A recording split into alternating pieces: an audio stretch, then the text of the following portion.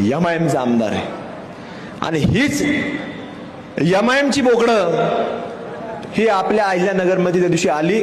एक हैदराबादहून मोठं बोकुड आलं, खुराड झालेलं बोकुड आलं आणि एक इकडे एक छत्रपती संभाजीनगरचं एक बोकुड आलं. ते बोकड आता ते मला आवाज काढता येत नाही आणि मी काय प्रयत्न केला नाही त्या बोकड्याचा आवाज काढायचा. पण ते आलं नाही, ते सगळेच खच्ची केलेले असते.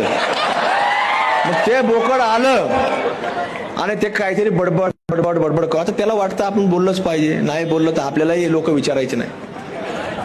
आता त्यांची भाषा बदलली. पूर्वी सांगायचे ते पूर्वी भाषणात 15 मिनिट पोलीस हटाओ फिर देखेंगे.